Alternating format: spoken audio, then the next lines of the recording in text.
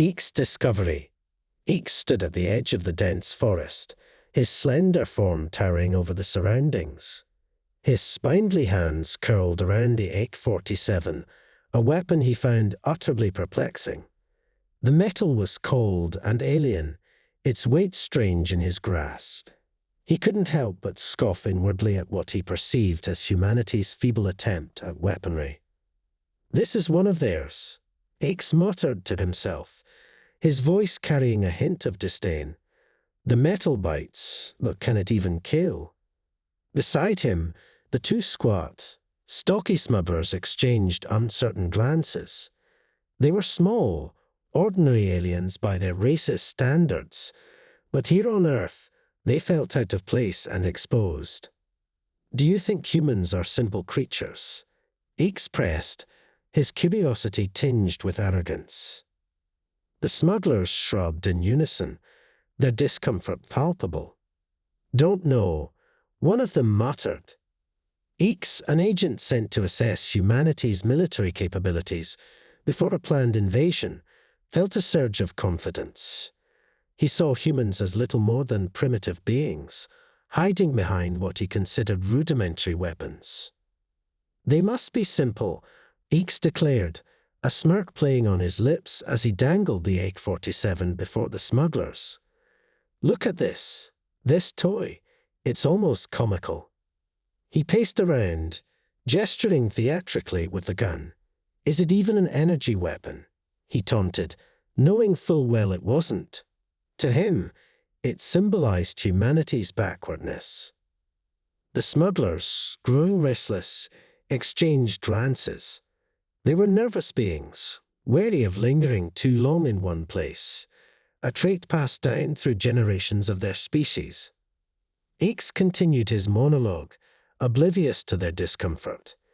"Humanity, feared across the stars," he proclaimed with exaggerated flair. "And yet, they hide behind glorified slingshots." He dropped the AK-47 disdainfully. "We cannot let them continue like this," he declared with finality. "It's our duty to end their pitiful existence." With a dismissive wave, Aix turned away from the baffled smugglers and headed towards his ship. His needle-like legs carried him with a regal air, each step a declaration of superiority. The smugglers, feeling slighted and indignant, could only watch in frustration as he departed. "You egoists," one of them finally burst out, shaking a fist in Aix's direction. "All the same." Aix paid them no heed. To him, they were insignificant, a sentiment echoed by many who had encountered his kind, known universally as the egot, creatures driven by boundless egos. Back on his ship, Aix reflected on his encounter. His mind raced with plans for the invasion, fueled by his contempt for what he perceived as humanity's weakness. This segment sets the stage with Aix's initial assessment and sets up the egot's underestimation of humanity. It introduces the conflict and Aix's character, highlighting his arrogance and the impending clash between egot and human perceptions. Humanity's response. As Aix returned to his ship, his mind buzzed with plans for the impending invasion. His species, the egot, had conquered countless planets, their dominance unquestioned across galaxies. Humanity, to him, seemed like just another conquest waiting to happen. Meanwhile, on Earth, a different scene unfolded. General Ramirez stared at the reports spread across his desk, his brow furrowed in deep thought. The encounter in the forest had been reported by reconnaissance teams, an alien scout, armed and seemingly unafraid. It was a stark reminder of the threats lurking beyond Earth's atmosphere. "They think we're simple," Ramirez mused aloud, his voice tinged with a mix of concern and determination. "They think we're defenseless." His aide, Lieutenant Bradley, nodded grimly. "They underestimate us, sir. They always do." Ramirez tapped his fingers on the map laid out before him, tracing the potential paths of alien advancement. "Get me the best minds in military strategy," He ordered, his voice steady. "We need a plan. We can't afford to let them catch us off guard." Across the globe, leaders and scientists debated in hushed tones. They had known for years that Earth was not alone in the universe, but the arrival of an EGOT scout had accelerated their preparations. In secret labs and secure bunkers, humanity's brightest minds worked tirelessly to harness their technological prowess. "We have to be ready," Dr. Mei Ling insisted during a late-night meeting at a high-security facility. "Their technology may be advanced, but so is ours. We can match them, if we're smart." Our colleagues nodded in agreement, their faces illuminated by the glow of holographic screens displaying intricate schematics and complex equations. They were determined not to let Eek's arrogance be their downfall. Back on his ship, Eeks reviewed the data collected from his encounter with thinly veiled satisfaction. He believed victory was assured, a mere formality. His species had never encountered resistance they couldn't swiftly crush. "They will fall easily," he remarked to his first officer, a fellow EGOT named Growl. "Humanity's fate is sealed." Growl, though loyal, harbored reservations.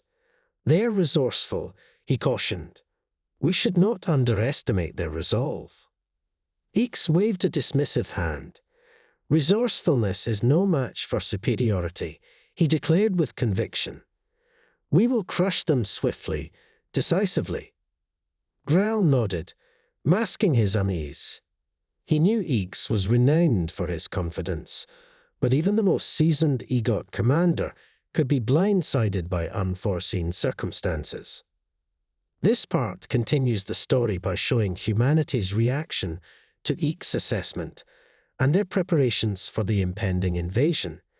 It introduces key characters on Earth who are preparing to defend against the EGOT, setting the stage for a clash of civilizations and ideologies. The clash, days turned into weeks as tensions mounted between Earth and the EGOT fleet hovering ominously on the edge of the solar system.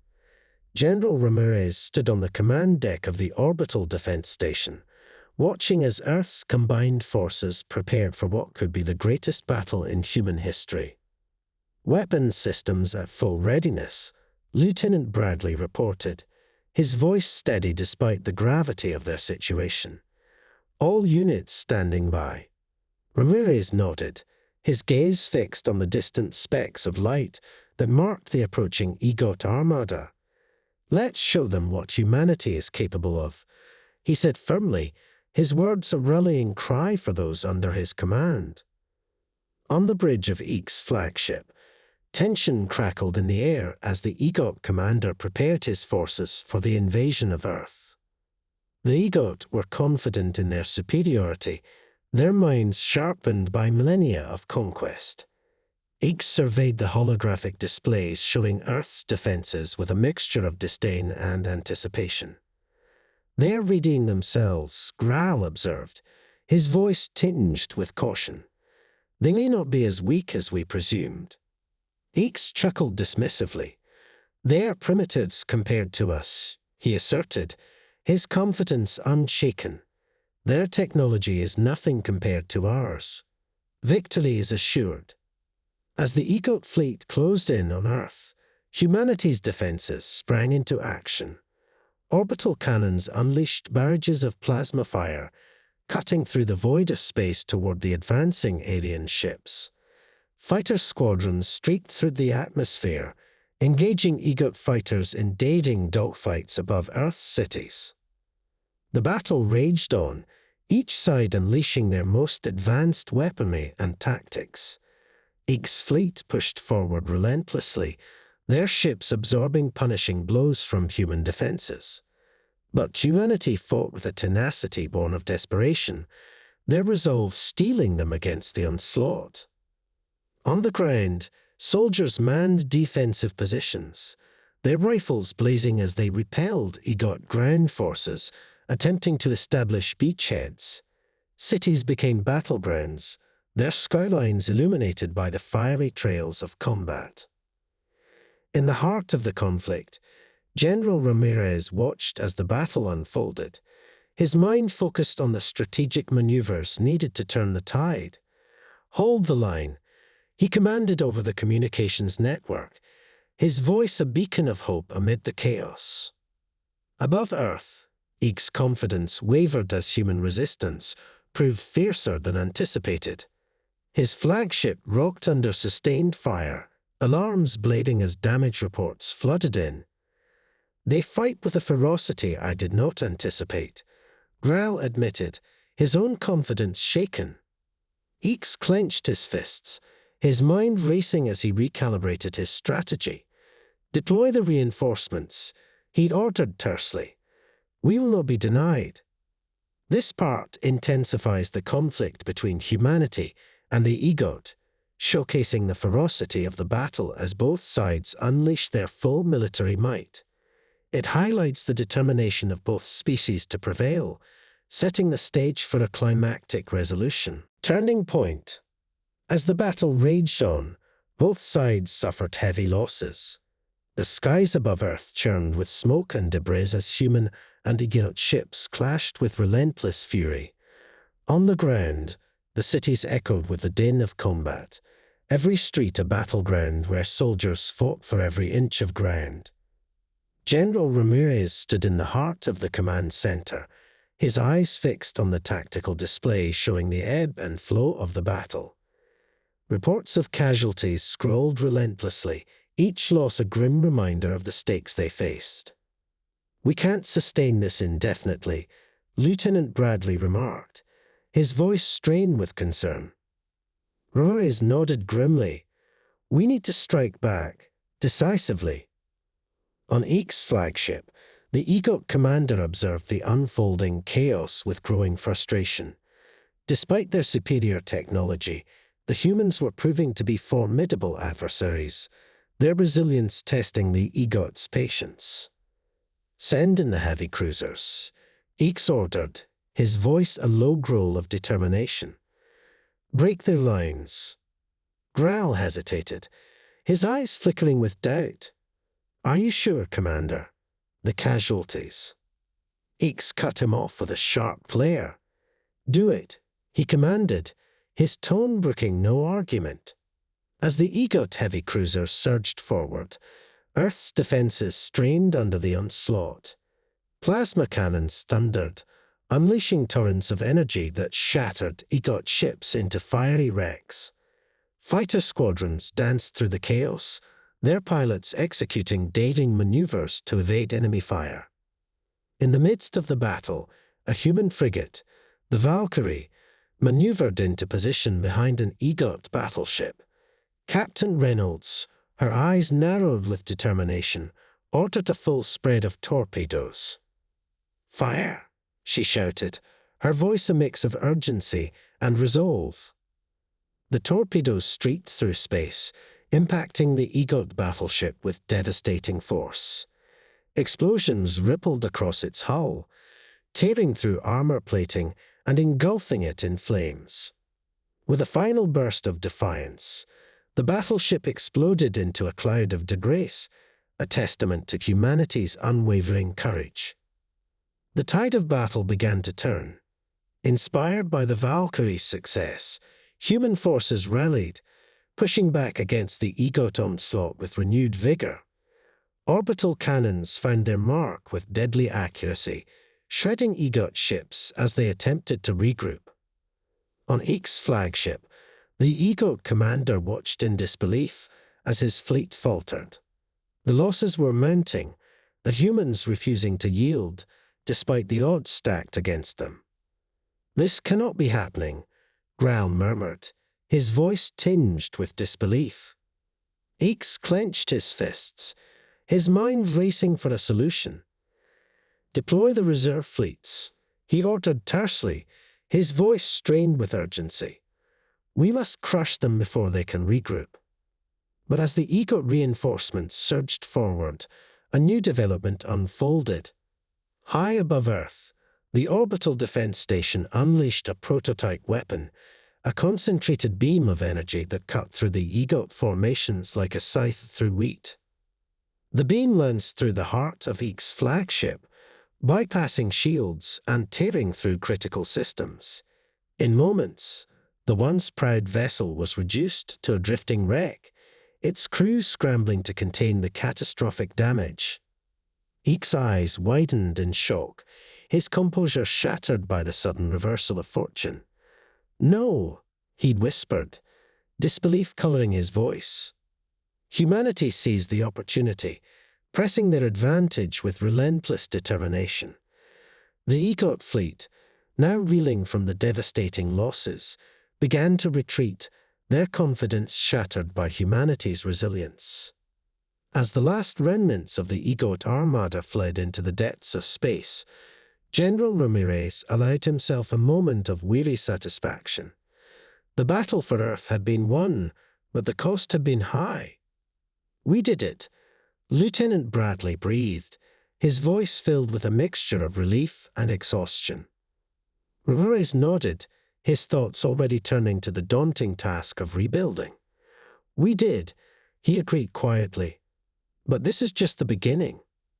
This part concludes the battle with humanity achieving a hard-won victory against the EGOT. It emphasizes the courage and determination of both sides, setting the stage for the aftermath and the challenges that lie ahead. Aftermath. The aftermath of the battle left Earth scarred but victorious. In the days that followed, recovery efforts swept across the planet as cities emerged from the shadows of war to rebuild and heal. The skies once again filled with the hum of reconstruction as humanity rallied together, united by their shared triumph and the sacrifices made. General Ramirez stood atop a ruined skyscraper overlooking what was once a bustling city center. The skyline was a jagged silhouette against the backdrop of a setting sun, punctuated by craters and the twisted wreckage of EGOT war machines. "We've paid a heavy price," Lieutenant Bradley remarked, joining Ramirez at the edge of the rooftop. His gaze mirrored the weariness etched into the lines of his face. Ramirez nodded sullenly, his thoughts heavy with the weight of the losses. "Too many," he murmured, his voice a quiet reflection of the sorrow that gripped them all. Below, amidst the rubble-strewn streets, survivors emerged to join the efforts. Families reunited amid tearful embraces, their resilience a testament to the indomitable spirit that had carried them through the darkest days. In orbit, the remnants of the EGOT fleet regrouped, their once mighty armada now shattered and demoralized. Aches, his pride wounded by defeat, brooded in silence aboard his damaged flagship. Around him, his crew worked tirelessly to repair what could be salvaged, their morale strained by the crushing reality of their failure. "We underestimated them," Graal ventured cautiously, breaking the tense silence that hung between them.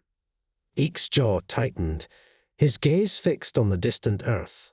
"Their resolve is stronger than we anticipated," he conceded begrudgingly, a grudging respect coloring his words. Back on Earth, amidst the ruins of their cities, humanity's leaders convened to chart a path forward. In the war rooms and makeshift shelters, plans took shape to rebuild and fortify, to ensure that Earth would never again face such devastation unprepared. "We've proven that we can fight," Ramirez stated firmly, his voice a rallying cry amidst the uncertainty. "Now we rebuild, stronger together." Lieutenant Bradley nodded in agreement, his expression resolute. "And prepare," he added, his eyes reflecting the steely determination that burned within them, "for whatever comes next." As the days turned into weeks and the scars of battle slowly began to heal, Earth stood as a testament to the resilience of humanity. Amidst the wreckage and the debris, hope blossomed anew, a beacon of light in the aftermath of darkness. And high above, in the depths of space, the EGOT licked their wounds and plotted their next move. For while the battle for Earth had been won, the war for the future of the galaxy had only just begun. This part sets the stage for the aftermath of the battle, focusing on humanity's resilience and determination to rebuild, while hinting at the ongoing challenges and the looming threat of future conflicts. New challenges. Months passed since the battle that shook Earth and the galaxy. The scars on the planet's surface were healing, with cities slowly being reconstructed amid the remnants of war. Humanity's spirit, though tested, remained unbroken as people worked tirelessly to rebuild their lives. General Ramirez stood in the command center of the newly established Earth Defense Headquarters, overlooking a holographic map that displayed both Earth and the surrounding star systems. The room buzzed with activity as officers and strategists analyzed data and discussed the ongoing threats. "We fortified our defenses along the outer colonies," Lieutenant Bradley reported, pointing to the holographic projections of human settlements on distant planets. "But we're still vulnerable in certain sectors." Ramirez nodded, his brow furrowing with concern. "The EGOT are regrouping. Intel suggests they're gathering their forces for another assault." The lieutenant sighed heavily. "We've come a long way, but we're still recovering. Our fleet is far from what it was." "We need to be ready," Ramirez asserted, his voice steady despite the underlying tension. "We can't afford to be caught off guard again." On the outskirts of the galaxy, aboard the EGOT flagship, Commander Iggs monitored the movements of his fleet with a calculated gaze. The defeat at Earth had been a bitter pill to swallow, but it had also been a valuable lesson. His resolve to conquer and dominate remained unshaken. "We will strike when they least expect it," Iggs declared, his voice a cold whisper in the command chamber. "Their victory was temporary. Ours will be everlasting." His officers exchanged uneasy glances, but said nothing, knowing better than to question their leader's determination. The EGOT fleet buzzed with renewed activity as preparations for the next assault were set into motion. Back on Earth, amidst the bustling reconstruction efforts, whispers of uncertainty and fear lingered. Families huddled together in makeshift shelters, their eyes haunted by memories of destruction and loss. Yet, amidst the turmoil, there was also a quiet determination, a steely resolve that refused to yield to despair. "We've faced worse odds," Lieutenant Bradley remarked, his tone a mix of reassurance and caution. "We'll prepare our defenses, strengthen our alliances. We won't be caught off guard again." Ramirez nodded, his gaze fixed on the holographic map displaying the galaxy's intricate web of star systems and potential threats. "We'll be ready," he affirmed, his voice resonating with conviction. And so, on Earth and beyond, preparations for the looming conflict intensified.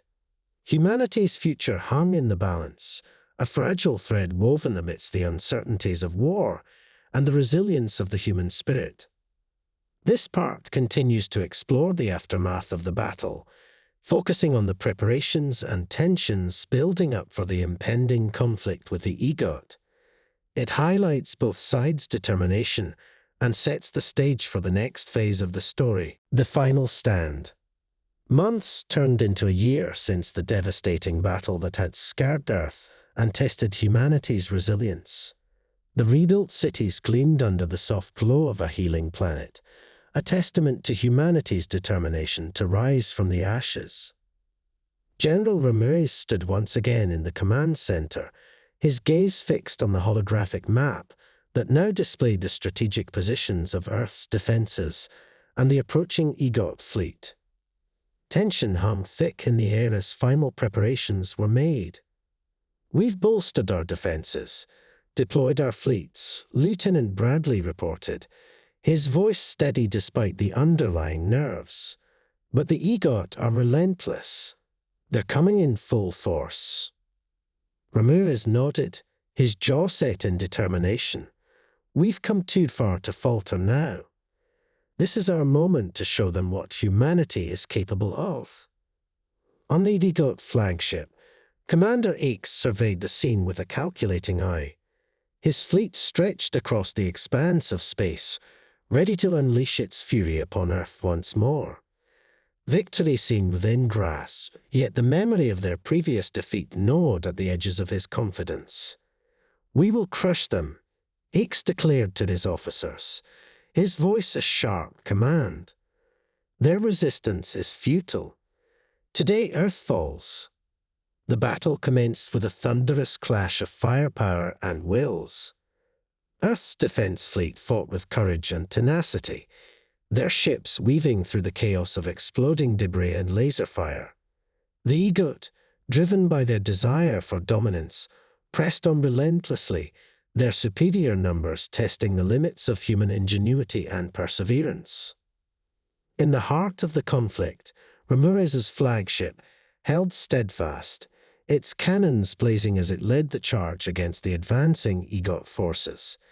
Each volley of fire was met with a defiant resolve, a unity of purpose that transcended the fear and uncertainty that gripped the hearts of every soldier and civilian on Earth. "We cannot fail," Ramirez murmured, his voice a fervent prayer amidst the chaos of battle. "Not now." As the hours stretched into an eternity of conflict, the tide of battle began to turn. Earth's defenses, battered but unbroken, found their rhythm, exploiting weaknesses in the Egot's strategy with a precision born of desperation and hope. Commander X, his once confident demeanor faltering, watched in disbelief as his fleet faltered under the relentless onslaught of Earth's defenders. Victory slipped from his grasp, replaced by the bitter taste of defeat. "We underestimated them," X admitted quietly, his voice a hollow echo in the midst of the Egot's retreat. And so, against all odds, Earth emerged victorious. The Egot fleet, broken and scattered, retreated into the depths of space, their dreams of conquest shattered by the resilience of humanity. In the aftermath of the battle, amidst the wreckage and debris of war, Earth stood proud and defiant. Ramirez, surrounded by his weary but triumphant crew, surveyed the scene with a mixture of relief and sorrow for the lives lost. "We've secured our future," Ramirez declared, his voice carrying across the silence of space. "But our journey is far from over. Together we rebuild." And so, with hearts heavy with loss but brimming with hope, humanity began anew. Cities rose from the ruins, scars faded into memories, and the galaxy watched as Earth proved that even in the face of insurmountable odds, the spirit of humanity could never be extinguished. This final part concludes the story with a decisive victory for Earth, emphasizing themes of resilience, unity, and the indomitable human spirit in the face of adversity.